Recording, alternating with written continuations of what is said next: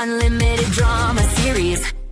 The silk sheets were still warm when I heard Nathan's car in the driveway, 3 hours early.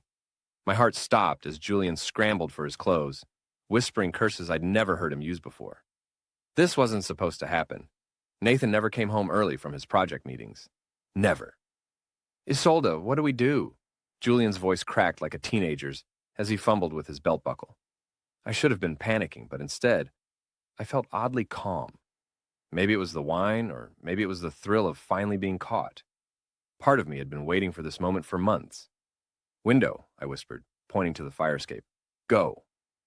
As Julian disappeared into the December cold wearing only his shirt and pants, I heard Nathan's key in the front door. I had maybe 30 seconds to make this look normal. I threw on my robe, messed up my hair differently, and grabbed a book from the nightstand. Honey? Nathan's voice echoed through our apartment. I'm home early. In here, I called back, trying to sound sleepy. Just reading. Nathan appeared in the bedroom doorway, still wearing his Navy project manager blazer. At 34, he looked older than his years. Stress lines around his brown eyes, shoulders permanently hunched from too many hours at a desk. He was the opposite of Julian in every way that mattered. How was the meeting? I asked, not looking up from my book. Canceled. Client had a family emergency. Nathan's eyes swept the room, lingering on the rumpled sheets, the wine glass on my nightstand, the faint scent of Julian's cologne that still hung in the air.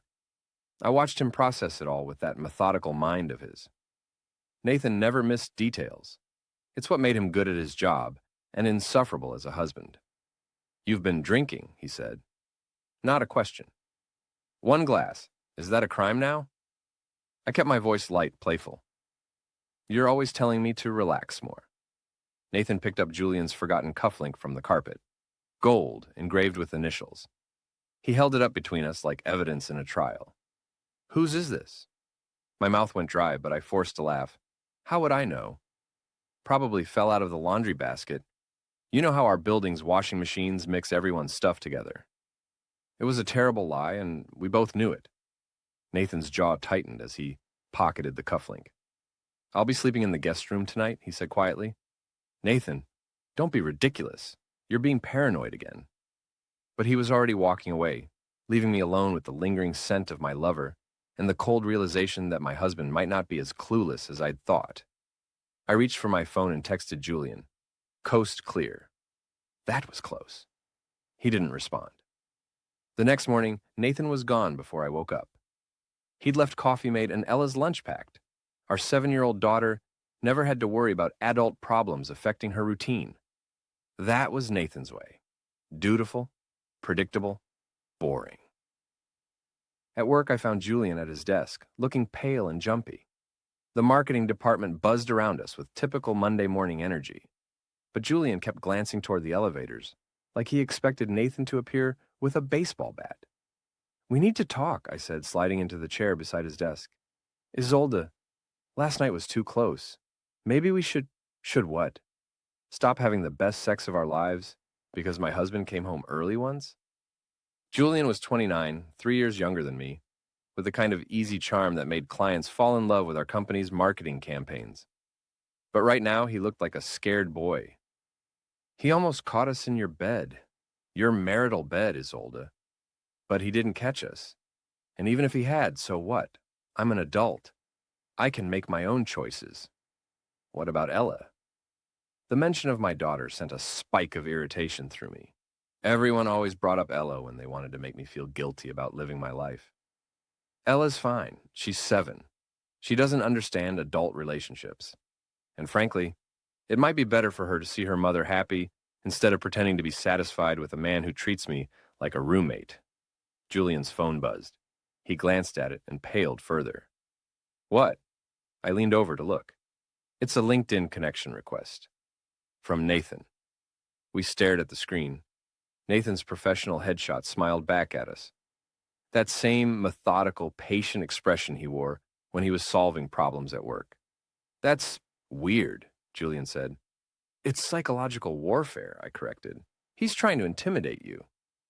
But even as I said it, something cold settled in my stomach. Nathan wasn't the type for games or confrontation. If he was reaching out to Julian professionally, he had a reason. Don't accept it, I said quickly. Too late. I already did. Automatic response. My phone rang. Nathan. Hi, I answered, keeping my voice neutral. Can you pick up Ella today? I have to work late. Of course. Everything okay? Just busy. See you tonight. He hung up before I could respond. Nathan never worked late on Mondays. He had a standing dinner date with Ella, their special time together where she told him about school and he helped with homework. He's up to something, I told Julian. Maybe he's just processing. Give him space to cool down. But I knew Nathan better than that. When he processed, he made spreadsheets. When he cooled down, he organized closets. When he felt threatened, he gathered information. That evening, I picked up Ella from after-school care. She bounced into the car with her usual 7-year-old energy, backpack trailing art projects, and permission slips. Where's Daddy? She asked as I buckled her seatbelt. Working late, sweetie. It's just us tonight. But it's Monday. We always do homework together on Monday. The disappointment in her voice made me feel defensive. I can help you with homework too, you know. I'm perfectly capable. Ella nodded, but she kept looking out the window toward Nathan's office building as we drove past. At home, I tried to recreate Nathan's homework routine, but I'd never paid attention to the details. Did she do math first or reading? Did she need a snack break? Where did Nathan keep the special pencils she liked? Mommy, you're doing it wrong, Ella said, when I tried to help with her addition problems. There's no wrong way to add numbers, honey. But Daddy shows me the finger trick, and we use the special paper. Everything was about Daddy and his special ways. I felt a familiar surge of resentment. Even when Nathan wasn't here, he was still the preferred parent. We'll do it my way tonight, I said, more sharply than intended. Ella's face fell and she bent over her worksheet without another word. Nathan came home at 9 after Ella was asleep. I was in the living room with a glass of wine, scrolling through social media and liking Julian's posts from earlier in the day. How was homework? Nathan asked, hanging his coat in the closet with his usual precision. Fine, she's a smart kid. She left her math worksheet on the kitchen table, only half finished. She was tired. We'll finish it tomorrow. Nathan walked to the kitchen and returned with the worksheet. I could see his jaw working as he looked at Ella's confused attempts at the problems I'd tried to help with. She knows how to do this, he said quietly. These are problems she mastered weeks ago. Well, maybe your teaching methods aren't as foolproof as you think. Nathan's eyes met mine across the room. For a moment, I saw something I'd never seen before. Not anger, but something colder, more final. Maybe, he said, or maybe she was confused because someone changed the routine she depends on. He took the worksheet upstairs to finish helping Ella in the morning, leaving me alone with my wine and my phone. I texted Julian. Miss you already. This time, he responded immediately. We need to be more careful. Or we need to be more bold, I typed back. I'm tired of hiding. But Julian had already gone offline. The next few weeks fell into a strange pattern. Nathan maintained his usual routines: coffee, breakfast, Ella's lunch, work. But there was a distance now, like he was performing the motions of our marriage instead of living them. He slept in the guest room every night, claiming he didn't want to disturb me with his early morning calls to overseas clients. I told myself I didn't care. If anything, it made my relationship with Julian easier. We started meeting at the Marriott downtown twice a week, always during my extended lunch breaks. Julian would book the room. I'd arrive 15 minutes later. We had it down to a science. Your husband hasn't tried to contact me again, Julian said one afternoon.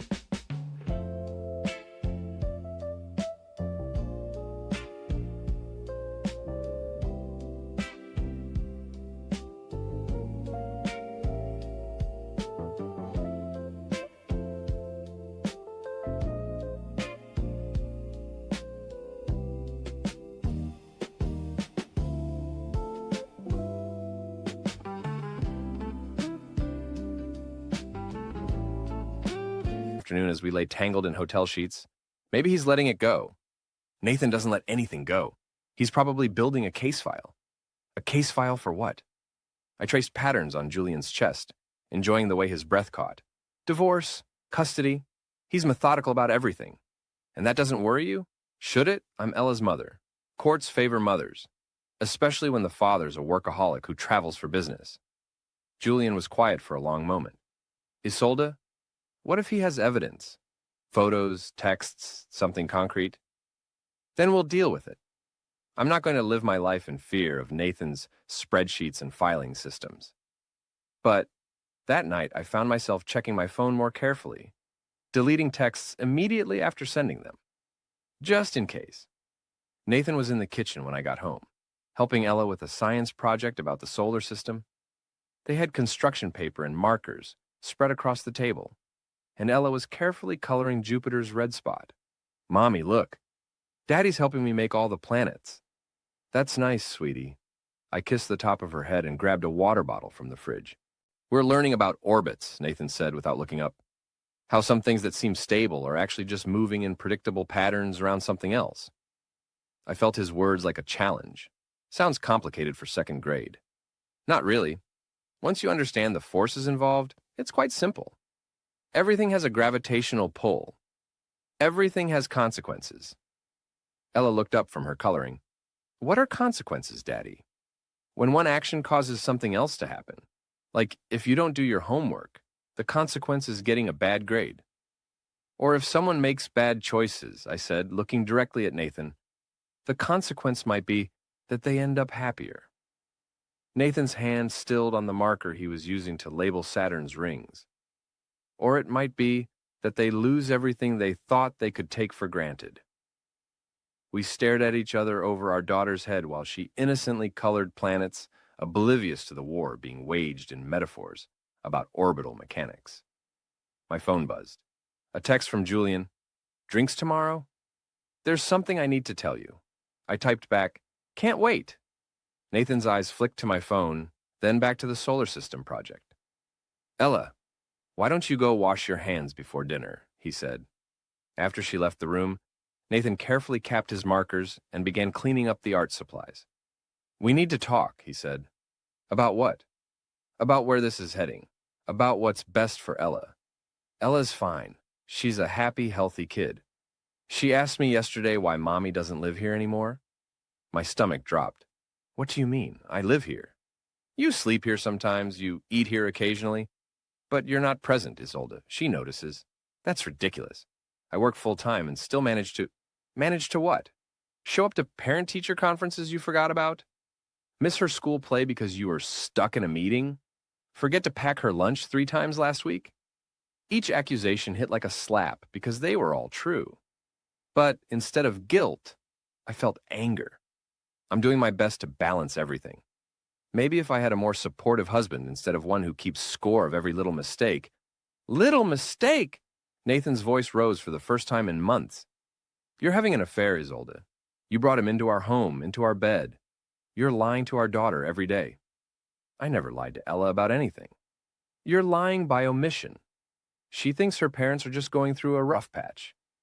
She keeps asking me when we're going to have another family movie night, when we're going to take that trip to Disney World we promised her. The pain in his voice almost made me flinch. Almost. Maybe we should tell her the truth then, that Mommy and Daddy aren't happy together anymore. Nathan stared at me like I was a stranger. Is that really what you want? To blow up her entire world because you're bored with your life? I want to stop pretending. I want to be honest about who I am and what I need. And what you need is Julian Masters from marketing. Hearing Nathan say Julian's full name sent a chill through me. He'd been doing research. What I need is to feel alive again. To feel desired and appreciated and valued for more than my ability to pack lunches and remember permission slips. So, you chose to have an affair instead of talking to me about how you felt. I tried talking to you. You were always too busy, too tired, too focused on work or Ella or your projects. When was the last time you looked at me, really looked at me, like you wanted me? Nathan was quiet for a long moment. When he spoke, his voice was barely above a whisper. When was the last time you gave me a reason to? The question hung between us like a blade.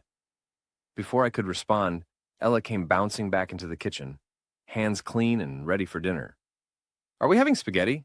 Please say we're having spaghetti. Nathan smiled at her, and for a moment his face transformed back into the man I'd married. Warm, patient, devoted. We're having whatever you want, sweetheart. As he lifted her onto the counter to help with dinner preparations, I felt like an outsider looking in on their private world. When had I become the third wheel in my own family? My phone buzzed again. Julian. Actually, can we meet tonight instead? It's important. I looked at Nathan and Ella laughing together as they argued about how much garlic to put in the sauce. And I made my choice. I have to go out for a bit, I announced. Work emergency. Nathan didn't even look at me. Of course you do. I met Julian at Murphy's Pub, a dark little place near his apartment where we'd had our first drink 6 months ago. I deleted her number! You deleted it? She tagged you in a photo an hour ago. My everything thing with a... Watch more on Grammarly.com. He was already there when I arrived, nursing a beer and looking more serious than I'd ever seen him. What's the emergency? I asked, sliding into the booth across from him. Julian took a long drink before answering. I got a job offer. In Seattle. My world tilted. What kind of job offer? Senior marketing director at a tech startup. It's a huge opportunity. Double my current salary, equity options, the works. And you're considering it. I already accepted it. The words hit me like a physical blow. When? This afternoon. I start in 3 weeks. I stared at him, trying to process what this meant. So you're just leaving, just like that? Isolde, we both knew this wasn't going anywhere permanent. You're married. You have a kid. I could get divorced. I could. Could what? Uproot Ella from her school, her friends, her father, to follow me to Seattle? Do you really want that? The honest answer was no. I loved the idea of Julian, the excitement and validation he provided. But I'd never seriously considered the practical reality of building a life with him. This is about Nathan, isn't it? He got to you somehow. Julian's face flushed. Nathan didn't get to me, but yes, he did contact me. I knew it. What did he say? He was actually very professional about it. He asked if we could meet for coffee to discuss our mutual situation like adults. And you went? Of course I went. The man deserved that much. I felt a surge of betrayal. You had no right to meet with my husband behind my back. He's not just your husband, Isolde. He's also the father of a 7-year-old girl who's caught in the middle of this mess. And he's a decent man who's been humiliated enough. So now you're taking his side? I'm taking reality's side. This was always going to end badly. At least now it can end before anyone gets hurt worse than they already have been. What about me? What about what I want? Julian reached across the table and took my hand. What do you want, Isolde? Really? Do you want to divorce Nathan and move to Seattle with a man you've been sleeping with for 6 months? Do you want to put Ella through a custody battle? Do you want to blow up your entire life for something that started as a lunch break affair? I pulled my hand away. You're being cruel. I'm being honest. Something we probably should have been from the beginning. We sat in silence for several minutes, the weight of endings settling between us. When do you leave? I asked finally. 2 weeks from Friday. And until then? Until then, I think we should keep things professional at work. Clean break. I wanted to argue, to fight, to make him stay. But looking at Julian's face, I realized he'd already moved on. I was already part of his past. Fine, I said, standing up. Have a nice life in Seattle. I walked out of a Murphy's Pub and sat in my car for 20 minutes, crying angry tears that had more to do with rejection than heartbreak. When I finally drove home, Nathan was reading in the living room. Ella was asleep. How was your work emergency? He asked without looking up from his book. Resolved, I said. Good, I'm glad something is. I wanted to tell him about Julian leaving, about how my affair was over before he'd even had to fight for me. But something in Nathan's tone stopped me. He sounded like a man who already knew exactly what had happened at Murphy's Pub. Nathan, did you... Good night, Isolde. He went upstairs to the guest room, leaving me alone with the growing suspicion that my husband was several steps ahead of me in a game I didn't even know we were playing. Julian's last day at the company was a Friday.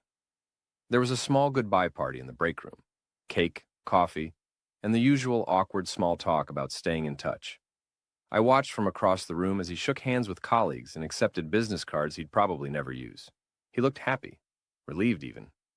When our eyes met across the crowded break room, he gave me a polite nod, the same professional courtesy he'd show any coworker.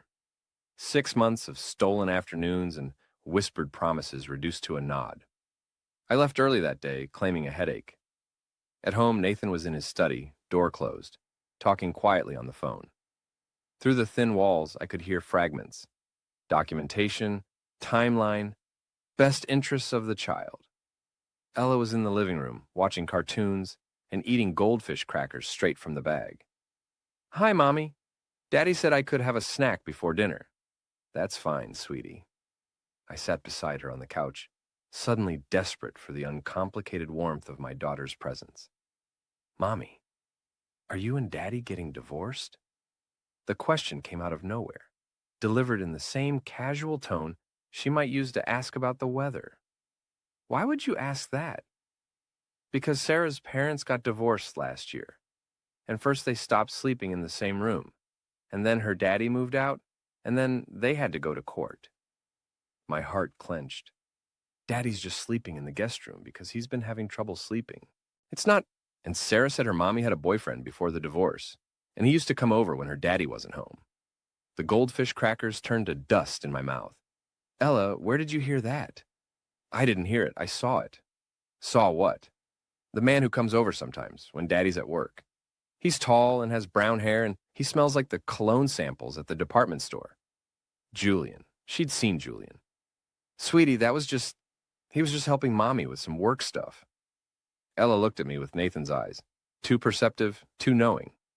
Sarah's mommy said the same thing about her boyfriend. Before I could respond, Nathan emerged from his study.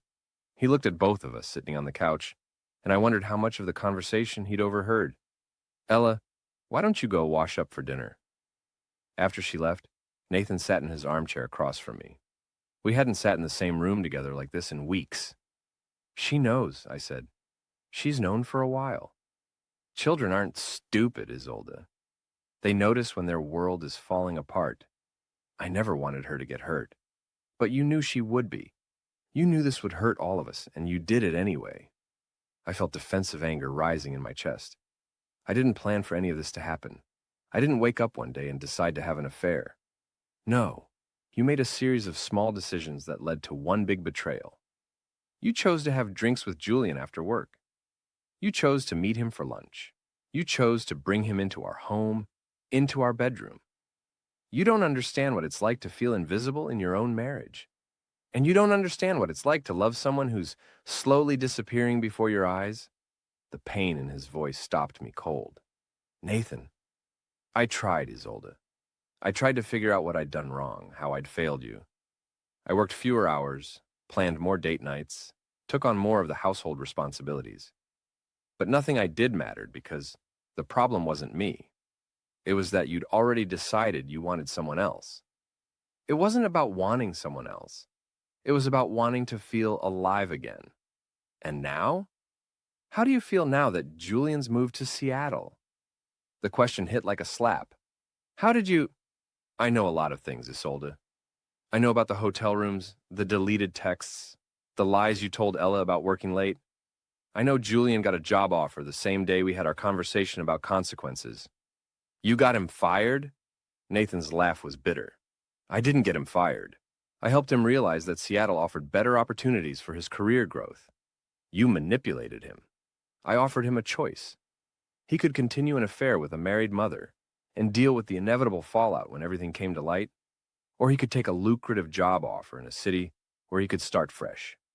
He made the smart choice." I stared at my husband, really looked at him. For the first time in months. This wasn't the passive, predictable man I'd married. This was someone I didn't recognize. "What else have you done?" Nathan stood up and walked to his study. He returned with a manila folder, thick with documents. "I've documented everything. Hotel receipts, phone records, credit card statements, photographs, witness statements. I have enough evidence to ensure that any divorce proceedings go smoothly and that custody arrangements reflect what's truly in Ella's best interests." My hands shook as I opened the folder. Photos of Julian leaving our apartment building, screenshots of my social media posts, bank statements highlighting charges at the Marriott, even a statement from our neighbor, Mrs. Chen, describing the young man who visits when Mr. Fenwick is at work. You've been spying on me. I've been protecting my daughter and documenting my wife's infidelity. There's a difference. Nathan, please. We can work this out. Julian's gone. It's over. You're right. It is over. He pulled another set of papers from the folder. Divorce papers. Already filled out and notarized. I'm filing on Monday. I'm asking for primary custody of Ella, with supervised visitation for you until you can demonstrate stability.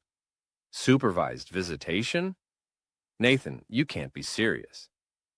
You brought your lover into our home while our daughter was here. You lied to her repeatedly. You've prioritized your affair over her basic needs, missed school events, forgotten lunches, incomplete homework. I have documentation of all of it. I'm her mother, and I'm her father, the parent who's been present, consistent, and honest with her throughout this entire mess. I felt the walls closing in around me. What do you want from me? I want you to sign the papers and agree to the custody arrangement without a fight. In exchange, I'll ask for minimal alimony and let you keep your car and half of our savings. And if I don't agree? Nathan's expression didn't change, but something cold flickered in his eyes. Then we go to court, and everything in that folder becomes public record. Your employer will see it, your family will see it, Ella's school will see it. Everyone will know exactly what kind of person you are. You're blackmailing me. I'm offering you a choice. The same choice I offered Julian. I looked at the divorce papers, at the custody arrangement that would reduce me to every other weekend and Wednesday dinners, at the evidence of my affair laid out in neat, chronological order. I need time to think. You have until Monday morning. If you haven't signed by then, I file everything as is and let the courts decide.